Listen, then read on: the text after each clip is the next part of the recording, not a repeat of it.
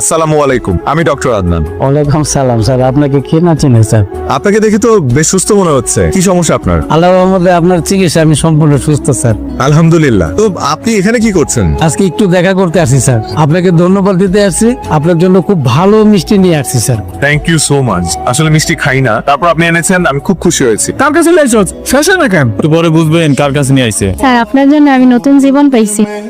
Sir আপনি পা ধরে সালাম করতে চাই। না না প্লিজ এগুলো করবেন না প্লিজ। দেখুন আমি একজন ডক্টর, একজন সেবক, আপনাদের সেবা করা আমার কর্তব্য। ডাক্তার সাহেব, আমি এখন তাহলে কি ওষুধ খাবো? আপনাকে আপাতত কোনো ওষুধ খেতে হবে না। আপনার যেটা করতে হবে সেটা হচ্ছে মানে আপনার জীবন যাপন চেঞ্জ করতে হবে। আপনারা জানেন একজন রোগী সুস্থতার পিছনে তার সবচেয়ে বড় ভূমিকা কি? জানি ম্যাডাম, মনোবল।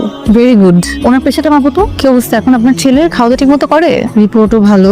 এই তুমি ফাইলটা মাপতো কি অবস্থা? চাচা কেমন আছেন? শ্বাস নিতে কষ্ট হয়?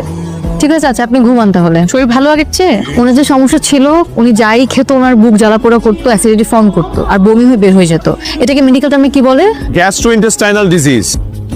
The clinical symptoms of this disease are abdominal pain, repeated diarrhea. আমার কথা তাহলে তোমার মনেও পড়ে? তোমার কি মনে হয় মনে পড়ে না? মনে পড়ে না। পেশেন্ট দেখতে আসছিলে নিশ্চয়ই, হুট করে আমার সাথে দেখা হয়ে গেল। তার মানে তুমি কি বলতে চাও প্রফেশনাল লাইফের বাইরে আমার পার্সোনাল লাইফ বলে কিচ্ছু নেই? তোমার সাথে পরিচয় হওয়ার পর থেকে তো তাই দেখে আসছি। ম্যাডাম, তাহলে আমাদের প্রেম হলো কিভাবে বলেন তো? ভুলে গেছেন?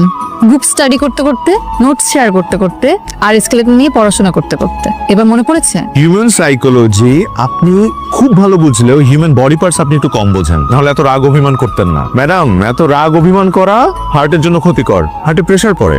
আমার হার্ট নিয়ে আপনার এত ভাবতে হবে না, আপনি আপনার পেশেন্টের হার্ট নিয়ে ভাবে। সারা আমাদের প্রফেশনটাই তো এরকম, আমরা বেঁচে থাকি অন্যকে বাঁচিয়ে রাখার জন্য। এই যে মানুষগুলো অসুস্থ হলে সবকিছু ছেড়ে ছুড়ে আমাদের কাছে চলে আসে আমাদের ভরসা করে, আর আমরা আমাদের সময়, জীবন, স্বপ্ন সবকিছু ত্যাগ করে তাদেরকে সুস্থ করে তুলি। এটা আমাদের দায়িত্ব না, কর্তব্য না? আন্দার, আমি জানি তুমি তোমার প্রফেশনে কতটা ডেডিকেটেড, এটা আমার চেয়ে ভালো আর কেউ জানে না। I always feel proud of you. আমার আর কিচ্ছু লাগবে না, আমাকে শুধু ভালোবাসলেই চলবে, বাকিটা আমি সামনে নিব। চলো। আদনান, এ সপ্তাহে কোথায় যাচ্ছ? শিবপুর নামে এক থানায় যাচ্ছি। ওখানকার চিকিৎসা ব্যবস্থা নাকি খুবই খারাপ, ভালো ডাক্তার যায় না। হসপিটাল একটা আছে, ওটা না থাকার মতোই। মানুষজন নাকি খুব কষ্টে আছে। তোমার নিজের গ্রামের মানুষ তো আরো বেশি কষ্টে আছে। চিকিৎসার জন্য ওদেরকে শহরে যেতে হয়। অবহেলায় রোগ পুষে রেখে দিনকে দিন মারা যাচ্ছে। আর যেহেতু আমি ওই গ্রামের ছেলে, তারা আমাকে ফোন করে প্রায় বলে যে আমার ছেলে এত ভালো ডাক্তার, অথচ তাদের জন্য কিছু করছে না। বাবা, আমি তো মানুষ একটা, কত দিকে যাব? সপ্তাহে 6 দিন হসপিটালে ডিউটি করি, একদিন ছুটি পাই। সেই একদিনও আমি বিভিন্ন জেলায় ঘুরে বেড়াই সুবিধা বঞ্চিত মানুষদের সেবা দেওয়ার জন্য। তুই কথা বলতে বাবা, আমি তো শুধুমাত্র আমার গ্রামের মানুষদের জন্য ডক্টর হইনি, আমি আমার সামর্থ্য অনুযায়ী দেশের মানুষদের সেবা করে যেতে চাই। তারপরে বাবা